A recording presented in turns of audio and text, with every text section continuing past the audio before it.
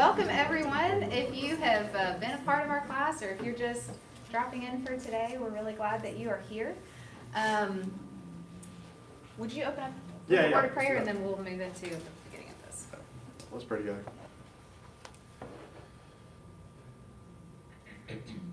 Father, we want to attend well to your presence among us today. Help us to grow in our awareness that you are with us always, that there has never been a moment this past week that you were not with us, that you are with us even now, closer than our breath. And Father, as we come into that awareness, I pray that our spirits might be enlivened, our hearts lifted up, and we as a people might be fashioned more in the image of your Son, in whom we are given life, salvation, and hope. It's in his name that we pray. Amen. So I wanted to go over a few kind of review type of things since, some of you have been here from the beginning, some of you haven't, and there's some principles we thought kind of are some foundational principles.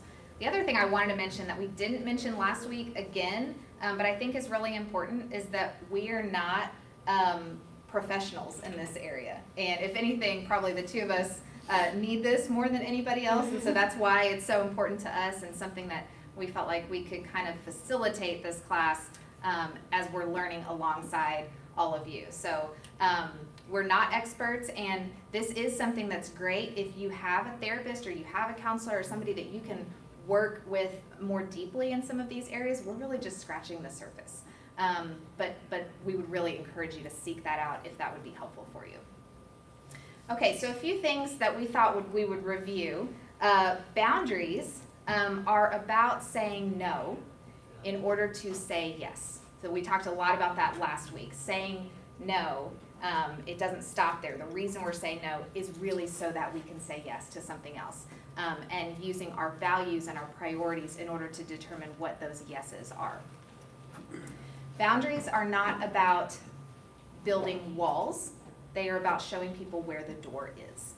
So rather than you don't have access to me, what is the way that you have access to me? Let me show you how to do that with me. So that's really a really powerful thing in relationships, really healthy thing in relationships.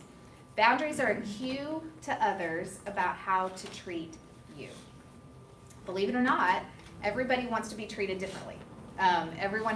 We don't all work the same, we're not all made the same. And so we talked a little bit last week about the idea of the golden rule, treat others how you want to be treated. What if we shifted that to treat others how they want to be treated? Because that may be different from how we want to be treated.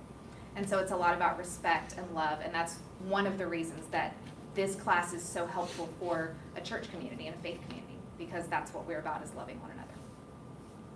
Boundaries are setting expectations for the health of your relationships. That's really the goal in relationships, is health. We want you to have a healthy relationship with other people.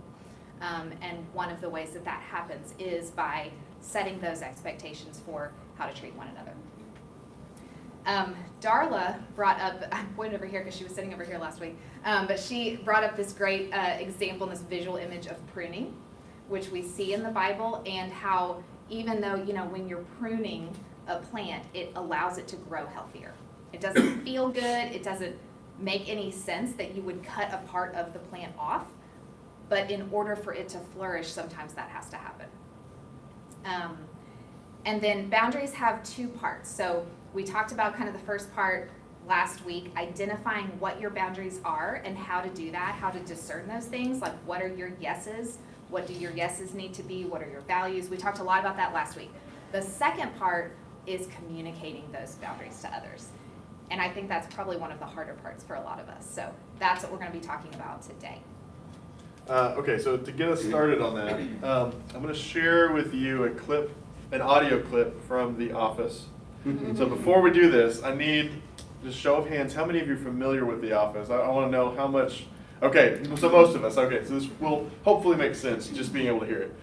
The clip we're going to share this is where Jim is promoted to co-manager with Michael Scott, okay?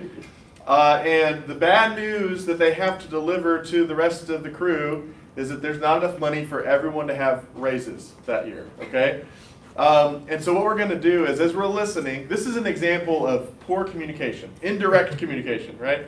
And so we're gonna process this together. How does this fail? Like, why is this bad communication? That's what we'll start with, okay? All right, so take a listen.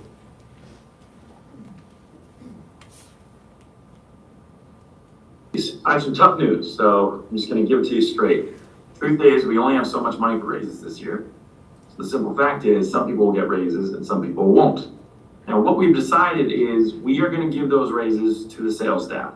Wait, seriously? Look, you guys are smart, so I'm just leveling with you, just trying to treat you like adults. Thank you, Jim, for thinking that we're smart people. But I do not understand. If we're such smart adults, then why don't we get raises? Excellent question, genius. It's because Jim wants to give the raises to his friends. Really what it is about the money the sales staff brings in to the office. Jim is only giving raises to the salesmen. Why are you being such a jerk? Hold on, Kelly. Would it help you know that Jim thinks you're smart? No. How is that gonna repair Ryan's car? This is ridiculous. How can he do this to us? Right, you know what? You'd be getting the raise, so. What about all these people, huh? How is it fair to them? Exactly. Totally. We work just as hard as the salespeople. You deserve raises. Yes. Yes, they don't get them if we don't get them. My kid needs shoes. You wanna tell him he doesn't get shoes? Yeah. Her kid needs shoes, Jim. Wow, I'm just gonna rewind and back off a bit, so. Here we are. There's that. That was good. That was good. Okay, all right. Well, we all know it's hard to be a boss, right? You know what? Look around you. These are your best friends. These are the people who will open their hearts to you. And that is a gift. So in terms of gifts, we should be giving each other gifts. Angela, yes, lend Oscar a cup of sugar. This What are you talking about? We just need to hear your plan for our raise. my plan, pan.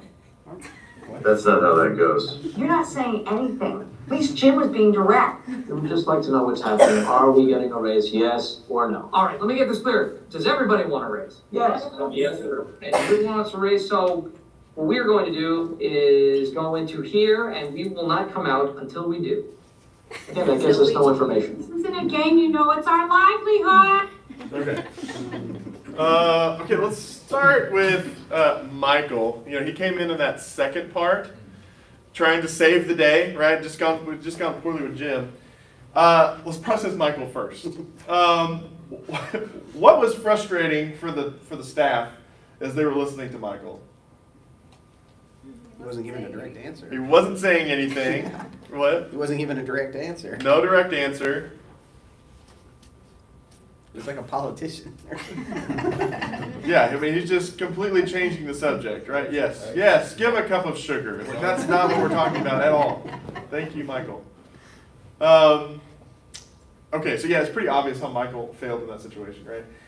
Let's process Jim, because he started off well, I think, but where did that fall apart?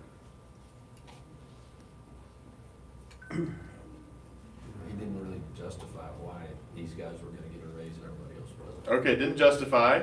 Didn't explain why. Yeah. Not that it was gonna go well anyway. Or he tried Right. he tried to rationalize it, but then his logic might not have made sense to the other people. His line of thinking might not have been correct from their way of looking at it. Right.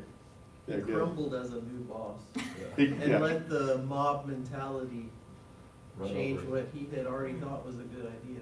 Right.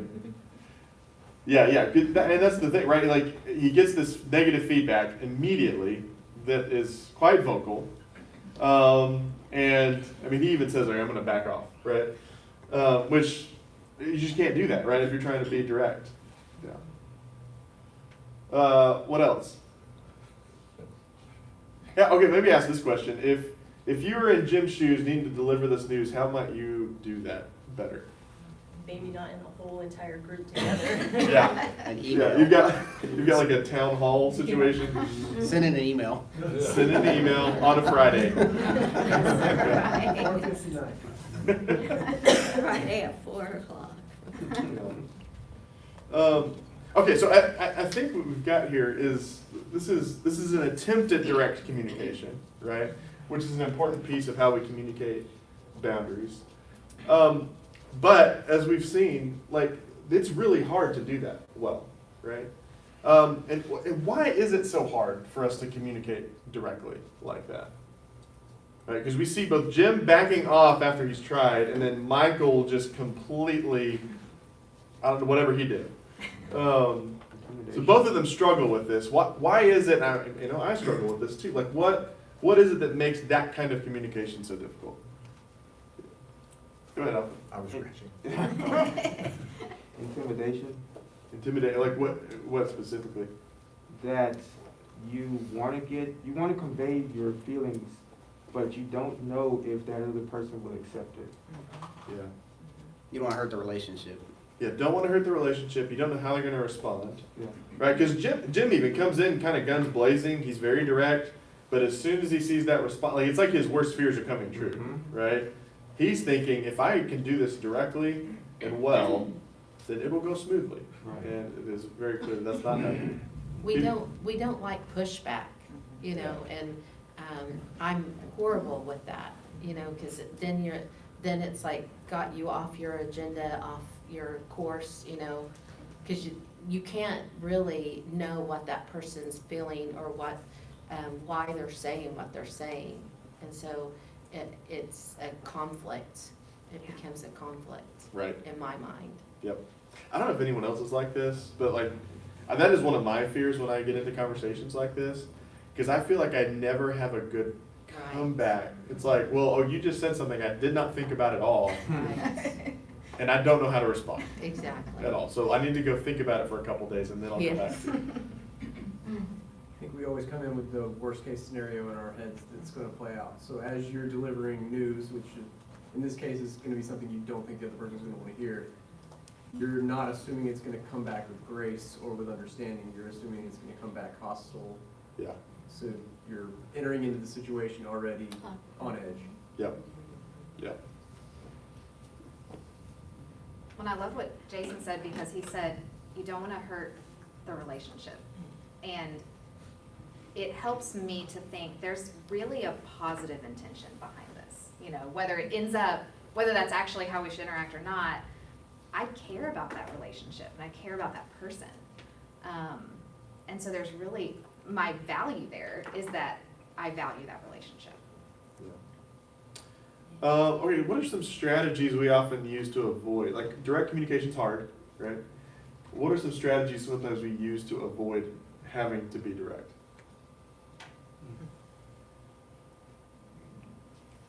Lying about the reason for something. Yes. That's right, you come up with some other reason to justify. You try to butter the person up, do something good for them first. That's right. The old compliment sandwich. Yeah. Sarcasm, Oh, yeah. That's good. Or Try- using humor too. Yeah. What you think is humor. Which may or may not be. Yeah. Total deflection, meaning pointing out somebody else's problem or that cup something of else sugar. they've done wrong or, yeah. Throw somebody else under the bus. Yes. Right. Yes. This is not really my fault. I can't, my hands are tied. It's it's corporate. Yeah. Anybody else just avoid it completely? Just don't answer. Just don't answer. Look away. Avoid eye contact. Yeah. I mean, there's all kinds of strategies we use to avoid this kind of direct communication because it is so uncomfortable for us. But there is a cost to not being direct, right? What do we lose when we fail to be direct?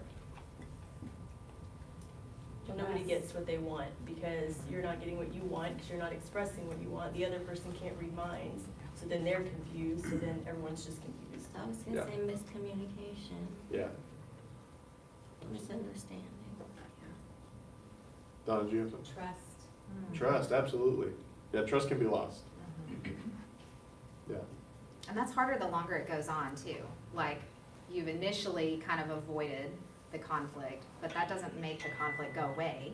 That means over time, there is either this slow erosion of trust, or it gets bigger and builds, and it doesn't actually address. And if you'd addressed it at the beginning, you know, speaking from experience, if you'd addressed it at the beginning, it would have been a much smaller problem. Yeah, I think the opportunity to be accountable is lost. Yeah. Yeah, absolutely. I think it would have a more profound effect on the person that's not being direct, because they could press it down, and so, but the person that's receiving it feel like the situation is okay. Yeah. But the person because usually the direct conversation is gonna be negative, and so the person that's receiving it is just like, oh, okay, well, we're cool. But the person who suppressed it is gonna still have a negativity, and their emotions toward them is gonna be. That's good, yeah. It can lead to a lot of bitterness, right? On the person that's carrying whatever they need to communicate, for sure. Yeah, that's good. Yeah, Dawn? I don't know if this is either here or there, but backing up to your other question, I think sometimes when people aren't clear, they're leading intuitively, or they know they have this sense, but they're not really clear themselves the why. Yeah. Yeah, so sometimes we just don't know. You know it's right, you know this is how, Yeah. but you don't know why it's how, which makes it very ineffective to communicate why it's how. Right. This is just what I think. Yeah. Yeah, that can be, makes it difficult. Does this resonate with anybody? So for me, direct communication often feels rude. Like when I say it. Sometimes when I hear it, but when I say it. And I don't know how to make it not feel like I'm being rude to the person, you know? Do you think that's a cultural phenomenon for us in the South? Great question. No, I say that because up north, they'll help you as they're cussing you out. West, they'll say, oh, that just sucks, but they won't do anything. Yeah. Well, and I wonder if a lot of it's wrapped up in Christian culture too. That too. Where, and well, I know, I mean, as a child, I had to be kind to everybody, and I thought that meant being nice. We're taught to be people pleasers. Yes. But maybe there's a difference between being nice and being kind. Direct communication is definitely the more important way to go, but it's also the hardest, but nothing right is easy. Genuine. If you try to be real, you don't want to be fake when you come across, when you express yourself, you want to be real. So, being direct is fine. I'm cool with it. Because if you accept what I'm telling you, and it's the truth, if I'm coming at you and I'm fake and I'm lying, that's one thing. But if I'm coming at you direct and I'm truthful about what I'm saying, and I'm honest, again, same thing, but what can you do but accept it? It could be so misconstrued and misunderstood though if it's not direct, especially if it's a hard conversation to have or something. It needs to be person to person.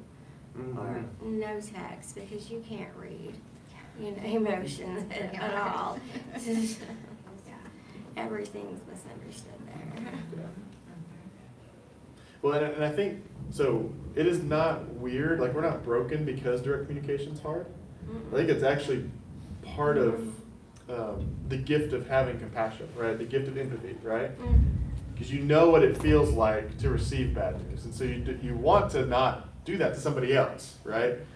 So it's actually there's a good impulse behind that, but that's why it's so important though to be direct, because it actually is counterproductive to the relationship, right? It doesn't feel like it is, but it actually is. But we carry this guilt sometimes about, like, I'm carrying the stuff that I think you are carrying, and rather than trying to put that on you, I was like, well, let me just carry that for you, right? I think there's a risk both ways. Yeah. There's obviously the risk we talk about of not expressing it. You're not doing the right thing for yourself or the other person. But if it's a boundary that needs to be communicated, then there's risk on the other side that they may not receive it well. But if you don't deliver it, that's a negative as well. So you're kind of between two potential rocks, but not delivering the news is obviously not going to come to the best outcome. Yeah. And you just sort of have to, you have to make that, set that boundary, set that communication. It needs to be done. Right. Well, and it's hard too sometimes when you know the person, right? And you have a pretty good idea of how they're going to respond, right? Because I remember I had an executive minister at another church who came out of the business world, right? And direct communication is highly prized in the business world, at least where he was working. And so he was used to managing teams. He would fire people. He was making moves. He was, all right, just this is how you are performing right now. What do we need to do to get you on track here? And he came in like that into a church setting, and people were crying. It was a total disaster up front. And yet he kind of readjusted to that church setting, and also we adjusted to him because there was a lot of value in someone who is capable of direct communication. He was able to build trust in some ways that was needed in that culture. And so yeah, there are negative or potential negatives on both sides, which is why I think it's important to hold those in tension. Since you mentioned culture, I was just thinking that, like, I know our generation, we grew up that, and this is probably more so in African American community, is that you have to stand up for yourself. So that being, you need to speak. You have to be direct. And we taught our boys the same thing. Is that you have to stand up, you have to speak for yourself. And you got to say what you mean and mean what you say. Yeah, that's good. And I think even about that culturally for raising girls too.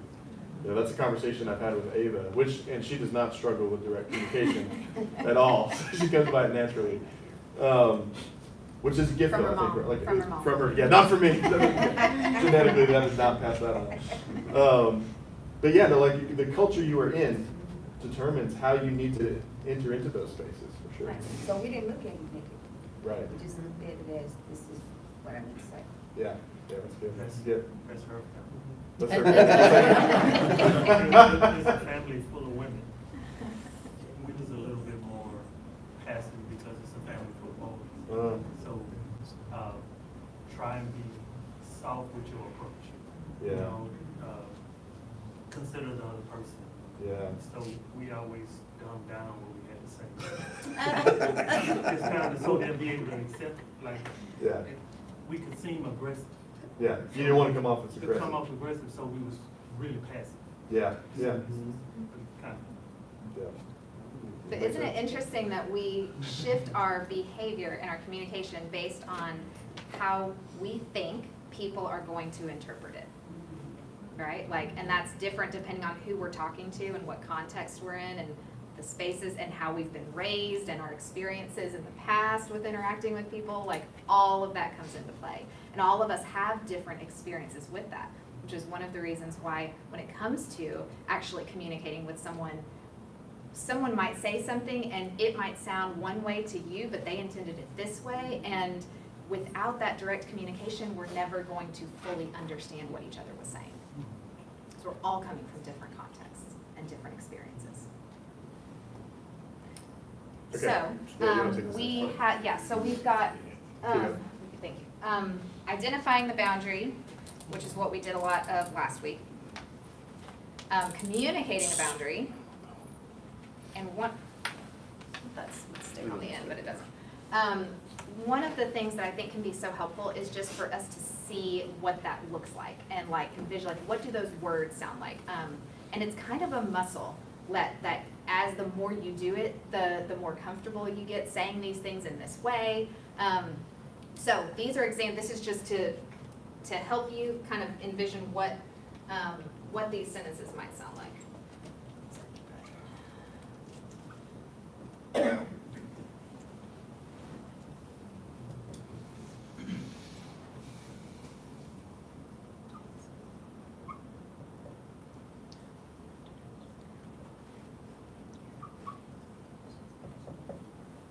Okay, I want, I need, I expect, for next time.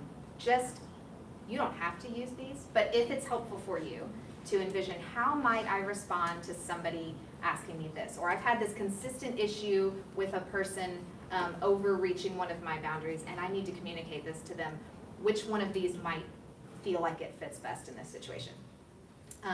Next time is my personal favorite because I don't have to address what actually happened just now, but I'm kind of setting an expectation for the future and it feels, conflict avoidant, but also maybe communicative. So. I tell my daughter, I need to pray about it. Yeah. So I, for a long time, did logo design.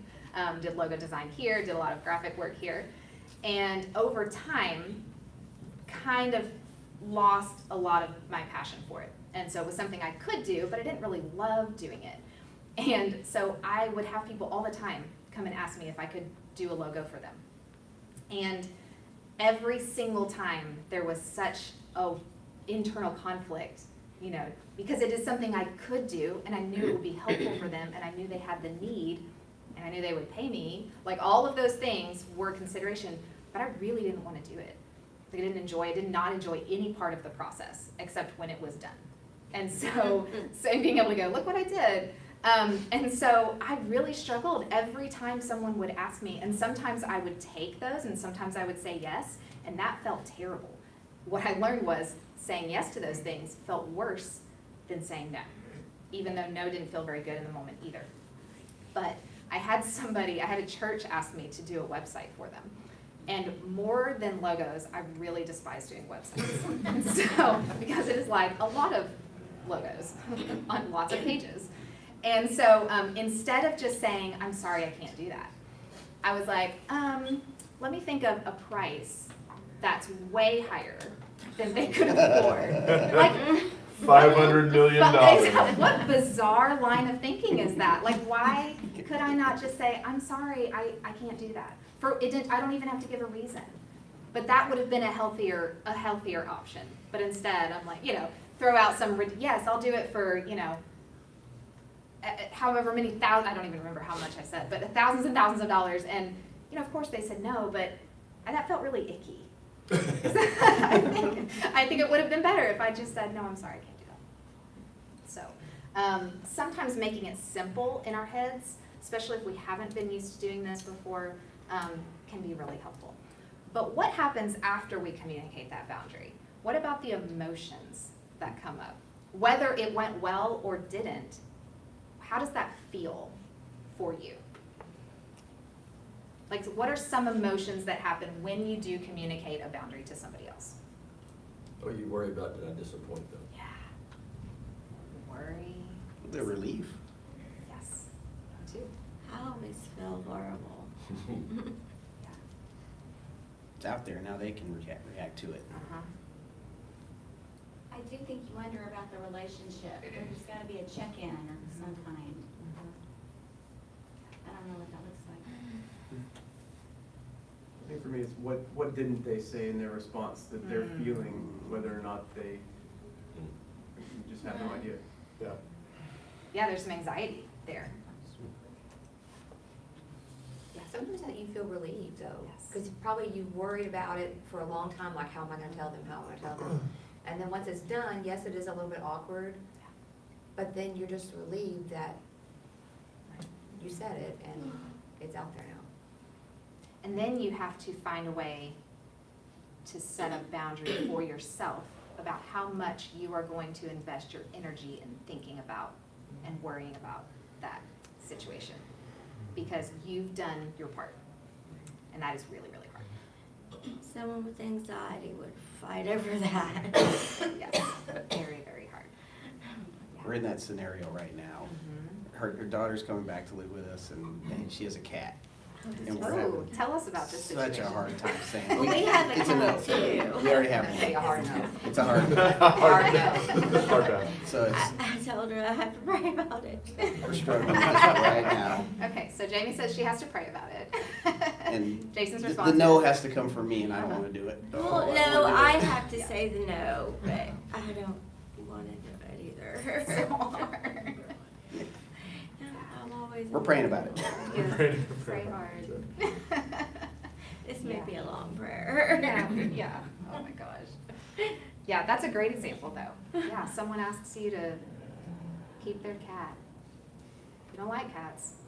You're allergic to cats. No, we can't For whatever wait for it to reason. move in with us Yeah. when we already have one. Yep. So that's not gonna be pretty. Yeah, yeah. So you know the answer is a no for you, but how do you say How do that I to them? say it? And to a family Yes. member, to a child.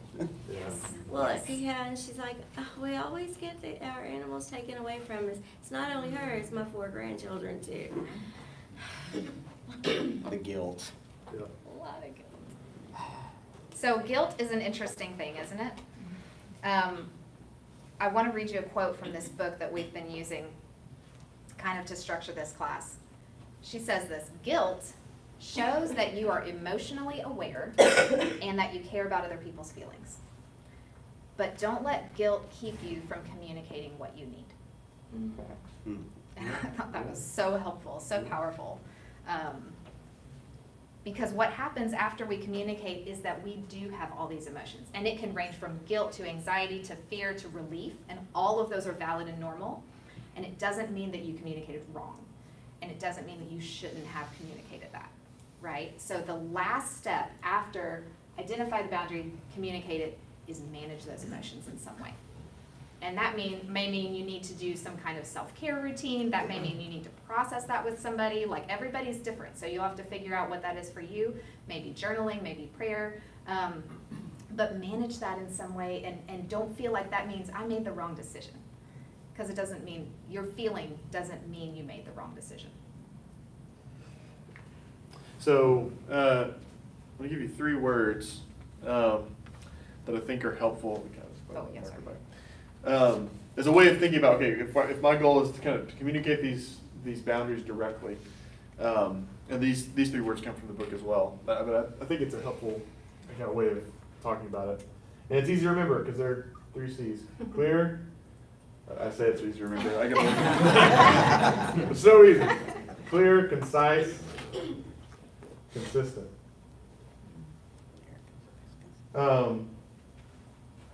I think clear we've talked a lot about today, right? Being direct, that's another way of talking about direct communication. They know exactly what you are saying to them. And Leanne's going to pass out you don't have to pass it out right now, but can you read that first example? Yes. Okay, it's a great one. Yes. Okay, so here's a scenario. Your friend asks you to water their plants while they're gone for a month. And you are not comfortable being responsible for their plants that long. So here is a possible very good response. I'm not able to take care of your plants while you're gone. Simple, clear, easy to understand. What is wrong with this example, or this response? I don't know why you asked me to take care of your plants. You know I have a black thumb. The last time you asked me to watch your plants, one of them died, and then you complained about my ability to care for them. They are so important to you, and this is a lot of pressure. Why don't you ask someone who knows more about plants? No one wants to hear all that. Right? Like, just say no. If you don't want to do it, just say no. Right? So like that is not concise. And what that's going to do is muddy the waters about, okay, so now it sounds like you have an issue with the relationship. Like suddenly, like I have more questions about your response, and it's not about the plants.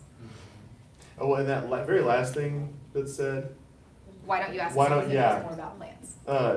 That's an important one, because one of the things we tend to want to do, especially when we're trying to put up boundaries, is to solve the problem for them. I'm going to say no, but I'm still going to take responsibility for making sure you get what you want. Or justify a response. Right. Yeah. And so that's an attempt right there to say, okay, I'm not going to do it, but I'm going to suggest what you could do. Yeah. Or why don't I find someone for you? You're trying to Yes. fix it. Yeah, Yes. you try to fix To it. make Not your yourself job. feel less guilty for saying no. That's right. That's That's right. right. And that's exactly why we do it. Yep. We're thinking about the cat. Yeah, Just substitute cat in For here. plants, yeah. So I am going to go ahead and pass this out. Me, because I think it's- would be the yeah. one to try to find someone to take my place. The other thing about that statement that Leanne read is it's concise. There's not a lot of words, right? Why is that important? Straight to the point. Less confusing. Yeah, the more words you add, the more room there is for interpretation, right? I mean, like, I'm thinking about Michael Scott's response in the middle of all that. Like, all those words that he said that didn't mean anything just muddied the waters. So being straight to the point is really, really important. Then what about consistency? Why is it important to be consistent? Well, one inconsistent, did y'all say you have a cat? We have a cat. So, like, obviously they couldn't say, we don't do cats. It's because you be lying. Right. That's your Well- petting The issue is they're not gonna behave well together. Yeah, there you Just go. don't wanna deal with that. Yeah. Maybe think about the way, if those of you who have children, why is it important to have consistent boundaries with your kids? You set expectations. So if you switch up the way you're having your conversation, then I'm wondering what's wrong. Right. Something's different. Yep. Now I have even more questions than I had before I had about being consistent. I probably can get it, but now you switch things up. Yeah. The kids watch and see everything we do. Yeah. They're little camcorders. Yep. Well, when you're That's not right. consistent, it's confusing. Yeah. It's confusing to the person that you're trying to set the boundary with. If sometimes you're gonna have that boundary, but sometimes you're not, well, how do I know how to interact with you? How do I know what is comfortable and safe for both of us? Right. If you're not being consistent. Yeah, if I tell my kids they can't have candy right before they go to bed, most of the time. Right. Like, if that's a hard, fast rule, but then I let them break it every now and then, what am I teaching them? Sometimes you will get candy, right? Yeah, to ask me every, that's exactly right. I'm gonna annoy dad until he caves, because sometimes he does, right? And so that consistency is really important. So people know what to expect from you when you're, yeah. I was gonna say, you just have less argument. If they already know what to expect, they know where you're going, they know what to do. And they're not gonna push back because they know it's a hard line. Right, that's right. Yeah. It helps maintain that boundary, right? That's good. And that's really, really hard too, because I can get my courage up to give a direct response one time, but if I have to keep doing that every time that's really, really hard. It's easy to wear someone down. But then I do have questions about the relationship. If that person is consistently not respecting the boundaries that I've set, do we really have a healthy relationship? Is that going to be a healthy relationship? You know, so all of that, I would have questions about all of that at that point. Yeah. And I think another piece of consistency too is doing what you say you're going to do, right? And so part of communicating a boundary can be, here's what's going to happen if this boundary is crossed. And then if they cross that boundary, actually following through, right? Yeah, Justin. In my job, I deal with safety in an industrial setting. And so we have areas where it's really dangerous. You can get killed if this machine will hurt you, or this piece of something can cut you really bad. And so it's a constant communication situation of where it's safe and where it's not safe. So we put up fences, we paint lines on the ground, we put signs. Still, people will go over the fences and not follow the signs, but the whole reason we do it is so we try to make it clear and they know exactly, don't cross this line. And concise, it says, you must have this if you pass this line. And consistent, like everywhere this risk is present, we want you to be like this. Yeah. And then when we find those situations where we have no sign, have no line, whatever, they're going in those areas and they're getting hurt. So having your message right in all the places that it matters is really important. I mean, that's somebody's life at stake that could just be killed right then. Right. We're dealing with emotional things, but there's an impact. If your message isn't right, then things are gonna be messed up. So it's really important to do that. But on the flip side of that too, if you know that there's consistent markers, there's clear signage, then you also have freedom in the places where there aren't. And I think that's true in relationships too. If you have clear boundaries, if you know with our children too, what to expect, snacks or whatever, like, you know which ones you cannot have, but that also means whatever you see that doesn't have that mark or whatever, you have more freedom, you can take more responsibility and ownership over things within that safe space. Yes. And it creates safety. It makes you feel safe. When you know what the expectations are, you know what the boundaries are, and you know how to interact with all of those and live within those things. Yeah. Love that word. All right, well, we are actually out of time. We didn't get to the Bible We didn't part. get to the Bible part. We were, Next week. here's something to think about. Mark 5, it's the story of Jesus healing the demon-possessed guy, Legion, right? But at the very end of that story, this is how it ends. We'll end with this. As Jesus was getting into the boat, the man who had been demon-possessed, begged to go with him. Jesus did not let him, but said, "Go home to your own people and tell them how much the Lord has done for you and how he's had mercy on you." So the man went away and began to tell in the Decapolis how much Jesus had done for him, and all the people were amazed. Jesus has this surprising boundary, right? Because we hear over and over again, like our calling is to follow Jesus, right? And so here's a man who is asking to follow Jesus, and what does Jesus tell him? No. And we don't know why. But we can guess why he might have told him he needed to go somewhere else. But there was a gift in that, right? Because what happens because Jesus had that boundary?